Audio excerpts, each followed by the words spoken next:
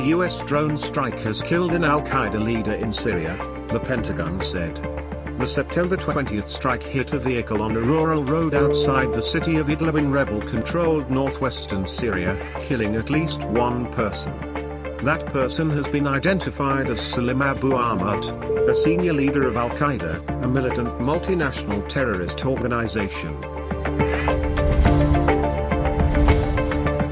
North Korea fired a newly developed anti-aircraft missile, state media KCNA reported, the latest in a recent series of weapons tests that has come as denuclearization talks with the United States have been in deadlock. It was North Korea's second known weapons test this week after the launch of a previously unseen hypersonic missile on Tuesday. It has also fired ballistic missiles and a cruise missile with potential nuclear capabilities in recent weeks. The Nigerian Defense Headquarters announced that a total of 436 terrorists were killed in the northeast region in the last 3 weeks. The troops also 12,250 bags of fertilizers, to be used for making ice, and 178 rustled livestock among several other items. Ecuador sought to identify the remains of the 116 inmates killed during a riot at one of its largest prisons earlier this week, the latest bout of violence authorities have linked to gangs vying for control of drug trafficking routes. Stalled talks between Iran and world powers to reinstate a 2015 nuclear deal will resume soon, the European Union's foreign policy chief Josep Borrell said, while Tehran said it was evaluating the previous rounds of negotiations. Bahrain hosted the Israeli foreign minister for the highest-level visit since the countries established ties last year, and which included a tour of a U.S. naval headquarters to signal common cause again.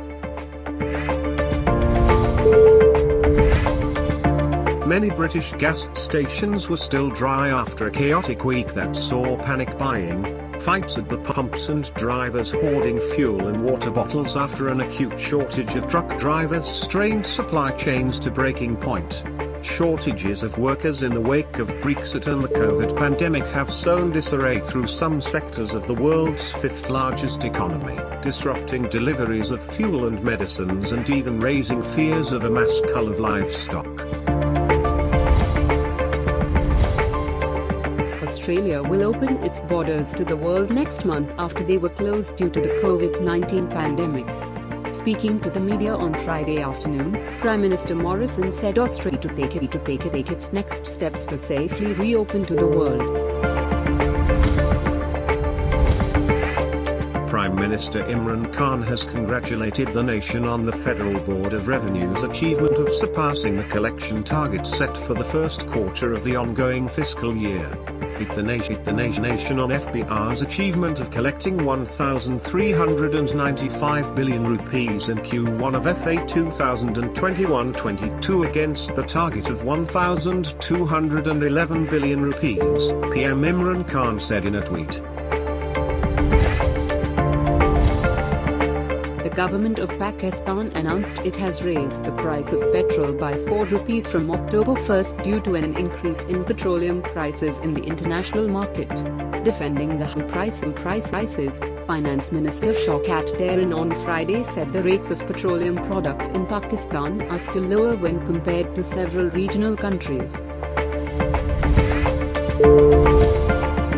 All government and private schools across Sindh remained closed today amid warnings of a cyclone approaching the province. The announcement was made by the Sindh Education Minister Sada late Thursday evening.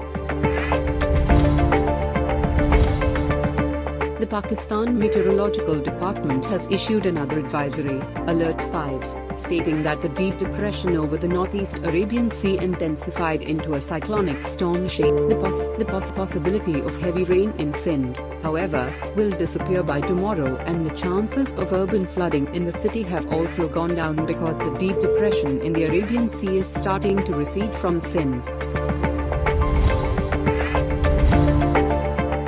Pakistan has lost 56 people to the deadly coronavirus in the last 24 hours. According to NCOC, 1,411 new infections were detected across the country. The positivity rate was at 2.87%. The Civil Aviation Authority announced only fully vaccinated passengers aged 18 years and above will be allowed to undertake air travel to, from, and within Pakistan while holding proof of complete vaccination against COVID-19. The first World Fair to be held in the Middle East, Expo 2020 Dubai, opened on Thursday with a lavish ceremony of fireworks, music and messaging about the power of global collaboration for a more sustainable future.